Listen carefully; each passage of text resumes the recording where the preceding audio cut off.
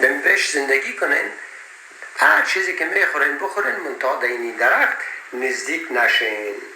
پس شیطان موجب لغزش آن شد. سپس آنان را از آن چه در آن بودند بیرون کرد و گفتیم همگی به زمین فرو دهید، در حالی که بعض دشمن بعض میگرده. باز دیجا گفتم اشک آدم معذرت خواست، باز ما معذرتش قبول کردیم، چون ما توبه پذیر مهربان هستیم. حالو نمو که دو دانه روبات جور کرده بود، این بیچاره از جان خود خبر نه، بچه از اون نخوری که میکشومد. این بیچاره های نمیفهمیدن، رفتن خوردن، یارا لولا و لوپان در زمین رایی کرد. باز اما در اول در اوجه گفت که من یک جانشین قرار دادیم برای خود، یک دو موجود جور میکنم که جانشینم شد. حال کدامش؟ خواه اگه این کتاب است که تمام علوم دنیا دمیست، از جمله علوم منطق ازیده کجاست که خداوند به ملائک میگه که من در زمین جانشین برای خود جور میکنم. بسیار خوب. حالا با سر ما را جوری شد کردی که از این درخت نخو باز که خوردیم، باز ما را لولا پان کردی. خواه ما اول جور کرده بودی جانشین، ما را می آوردی در میشه راهی میکردی. حاجت را جوری چی بود که از این بخو و از این نخو؟ دوستای عزیز، شما سخنهای شخص شنیدین. امروز به شکل مقایسوی بیاین ما و شما ببینیم که یک تعداد کسایی هستن که خدا مسلمان میگیرن لکن از دایره اسلام خارج میشن، مرتد میشن، کلمات کفری و بیادبی. شما دیدین که چقدر بیادبی در مقابل الله متعال میکنه و چه کلمات زشتی را به خالق متعال نسبت میده. و دلیلش است که میگه در اینجا هیچ منطقی وجود نداره و ای که آدم علیه السلام و به همراه بیبی حوا چون برای زمین خلق کرده بود، پس در جنت چرا برد و باز از جنت اینا را چرا پایین کرد و به دنیا آورد و کلمات زشتی که شما ازش شنیدین. دوستای عزیز، الحمدلله عظمت اسلام دیگه است که وقتی انسان هایی که نمیخواهند که دین بپذیرن و در مطابق مزاج خود تفسیر میکنن و کفریات خود بیان میکنن و بیادبی به خالق میکنن و از دایره ایمان و اسلام خارج میشن و در صف ذلیل‌ترین مخلوقات چون منافقت میکنن، در جمله منافقین پایین ترین جای دوزخ جایشان میشه. اینی اشخاص مبراین و میرن، ولی الحمدلله به عوض از اینا شخصیت های بزرگی میان که اونها با امو منطق عالی، با امو ساینس و با امو تکنولوژی و با فهم قویی که اسلام میفهمن قرآن تشریح میکنن. بشنوین حال دوستای عزیز، من صحبت های یک شخصی رو براتون بیارم که A vicegerent on earth. The Arabic word is khalifa. It means a representative or an emissary of mine. And they said, the angel said, will you place therein one who will spread corruption and shed blood while we celebrate your praises and glorify your holiness? And God said, he said, truly I know what you do not know. See, that's the verse that hooked me. That's the verse that caught my attention. That's the one that kept on making me read the story again and again and again. Because listen to the way it begins. Behold, your Lord said to the angels, I'm going to place a representative of mine on earth, a vicegerent of mine, an emissary, one who acts on my behalf. I thought, that's not the way it goes. You're not supposed to be placing man on the earth in some positive role. You place man on earth as a punishment for his sin. Clearly, I knew the author didn't quite get the point. But still, it was an amazing line. But then I come to the next line, and it says, and the angels say, will you place therein one who will spread corruption and shed blood while we celebrate your praises and glorify you? I looked at it again. I couldn't believe the question. I looked at that, and I said, exactly. That would be my question.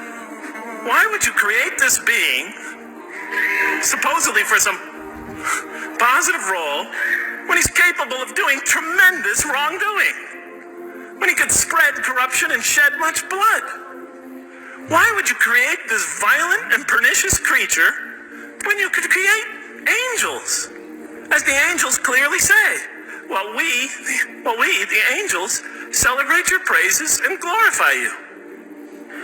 They're asking one of the most fundamental questions in the entire history of religion. Why create man, this utterly fallible creature, this creature who could rebel against God's will, who could do such tremendous wrongdoing, who could wreak havoc like no other creature on earth, when you can make them angels?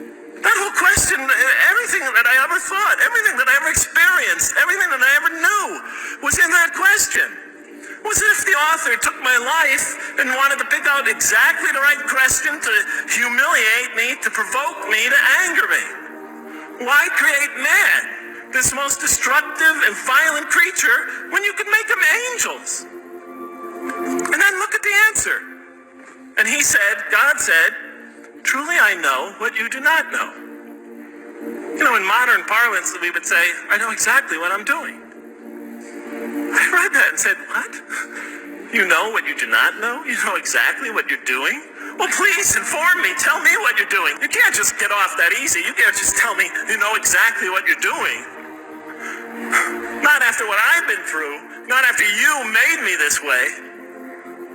And then I realized, of course, I was arguing with a God I didn't even believe in. And that would happen several times as I read through the Quran. And sometimes I would just get into so agitated by what I read, I'd start arguing with this voice that I'm reading before me, that's calling to me. So we turn to the next verse. Well, it turns out that the Quran just doesn't dismiss the question. It starts to answer it a little bit. And in the next verse it says, and he taught Adam, God taught Adam, the names of all things. And then he placed them before the angels and said, tell me their names if you are right. So this verse is clearly referring to the previous one. But notice what it says. And he taught Adam the names of all things. So here we see Adam is not only just a creature who knows how to name things, who's acquiring the gift of language, but he's also a learning creature. God is teaching it. Now right here, right in this verse, and it'll come even clearer in the subsequent verses, that the very first thing that the Quran is going to emphasize here is man's intellect. He is a learning creature. He is taught. And what is he taught? What is one of the great intellectual gifts he's given? In response to the angel's question, the gift of language. Because through language, mankind could not only learn, but he could learn things not only through his own experience, but he could learn things that other people have experienced of times and places that are hundreds, thousands of years and miles separated from him.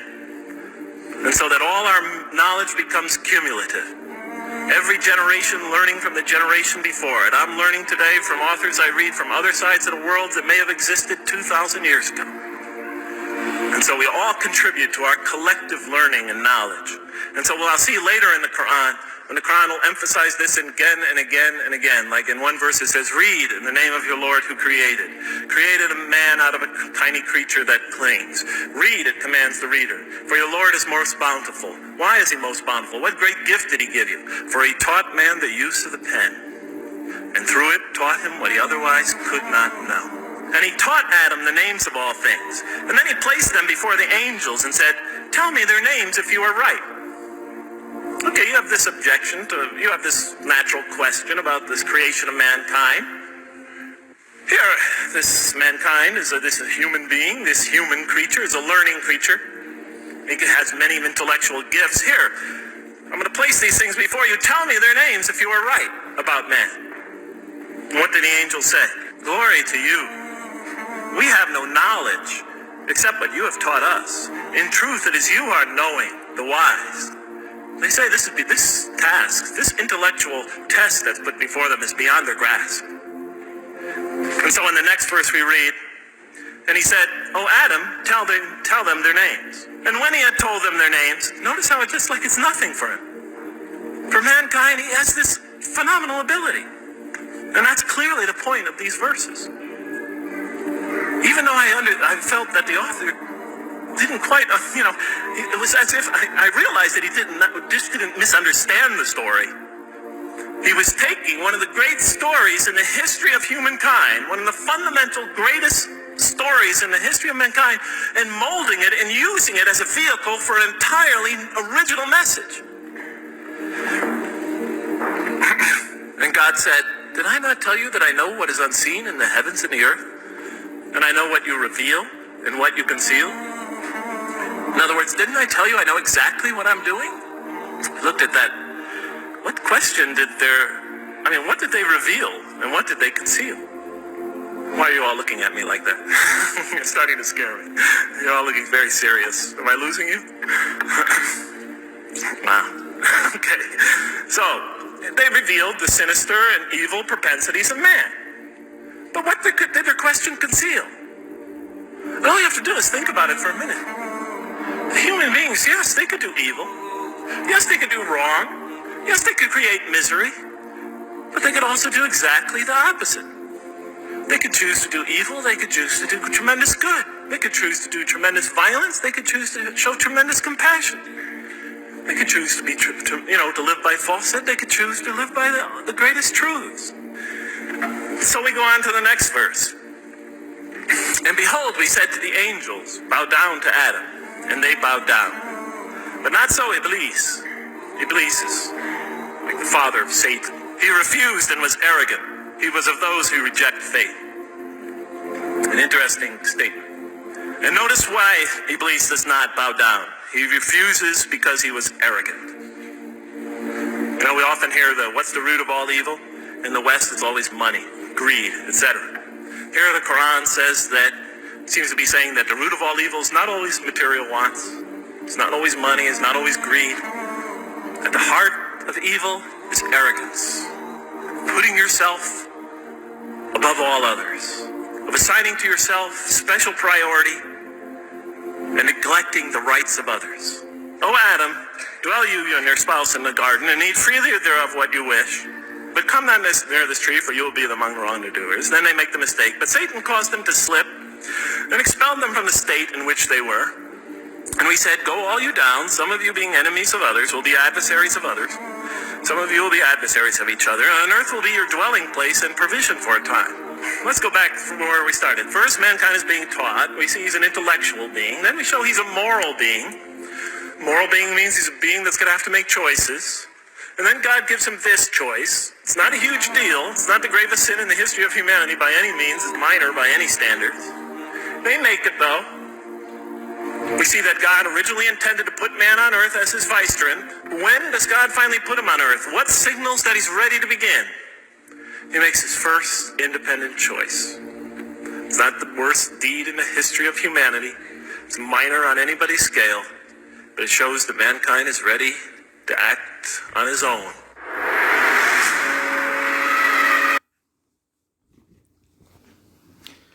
خب دوستان عزیز، شما سخنهای دانشمند شنیدین.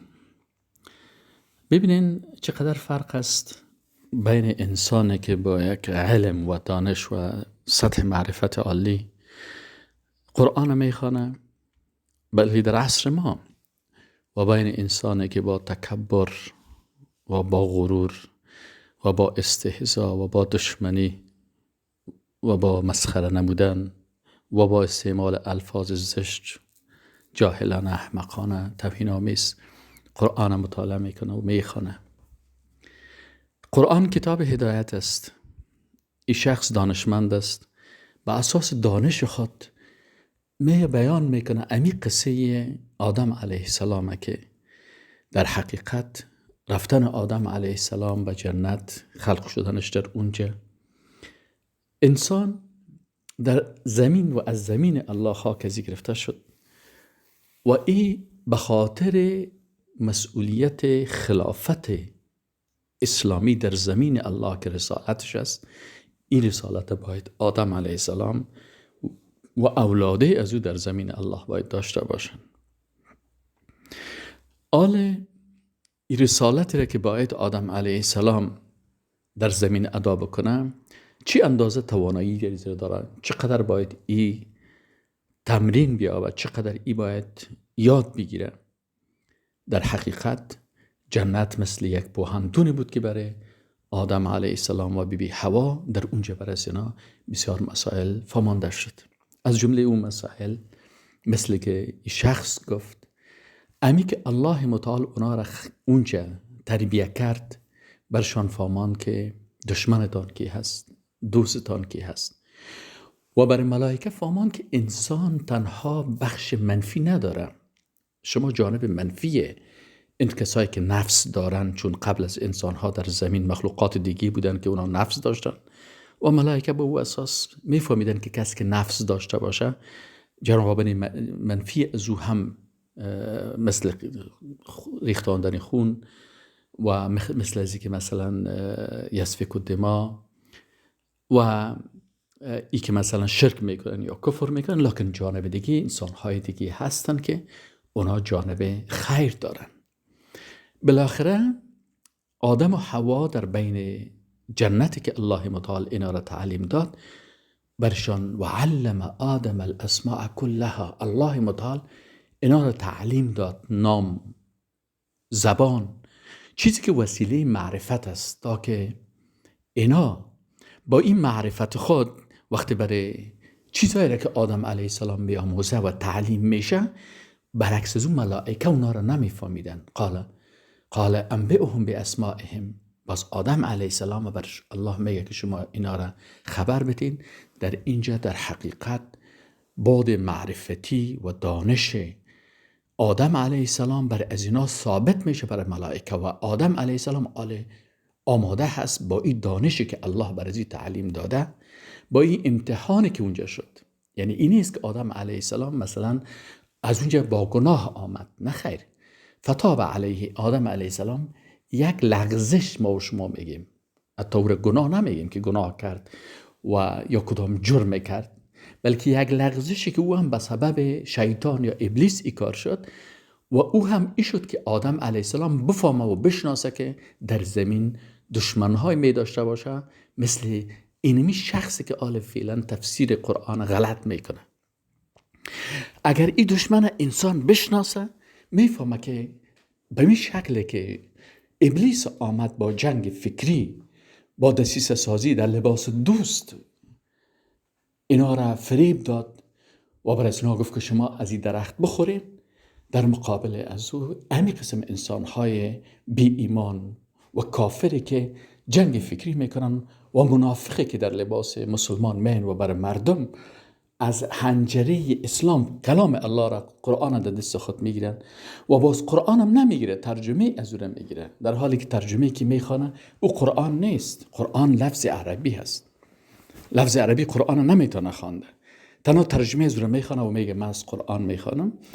بالاخره الله سبحانه و تعالی برای آدم علیه السلام اونجا تعلیم میده و آدم علیه السلام معرفت حاصل میکنه که صلاحیت ادای رسالت خود که خلافت الهی در زمین است او را باید تطبیق بکنه. ولی متاسفانه انسانهایی که بیدین هستن اینو نمیفهمن. پس آدم علیه السلام اصلاً بر زمین است و رفتن آدم علیه السلام در جنت به خاطر تعلیم و تدریب هست، بر آموزش است و به خاطر ازی که علم را که الله بر ازی آموختان و بر ملائکه نشان داد، ملائکه از آن معرفتی که انسان داشت، آدم علیه السلام داشت، اینا عاجز ماندن و فهمیدن که این مخلوقی که الله سبحانه و تعالی خلق کرده، این در زمین الله میتونه که رسالت الهی را ادا بکنه. ببینین دوستای عزیز، انسانی که میگه قرآن انتقاد میکنه ولی در مقابل از او چی هست؟ انسان دیگه‌ای که الله متعال او را هدایت میکنه. اینمی قسمه هست. ما کسایی هستن. عظمت اسلام در کجا پیدا میشه؟ عظمت اسلام در این است که انسانهای خودخواه، انسانهای متکبر، انسانهای ابلیس صفت از اسلام دور میشن، کافر میشن، مرتد میشن و دسائس مثل ابلیس میکنن و در مقابل از او انسانهای دانشمند و با فهم میگن که او با زبان انگلیسی در عموم منطقه چی میکنه؟ مردم به طرف حقانیت قرآن دعوت میکنه و روز به روز با وجود ای که مثلا انسانهای کثیف از اسلام خارج میشن، پس به اسلام انسانهای دانشمند و فامیله میه. چرا؟ باران که در طبیعت، باران که در لطافت طبعش خلاف نیست، در دشت لاله روید و در شورزار خس. انسانهای دانشمند است. قرآن منطق و فهم و معرفت و دین و توحید و هدایت یاد میگیرن و انسانهای بیدین استهزا میکنن، توهین میکنن، تحقیر میکنن، بی‌ادبی میکنن، تکبر میکنن و مثل ابلیس ابا و استکبر و کان من الکافرین. و السلام علیکم و رحمت الله و برکاته.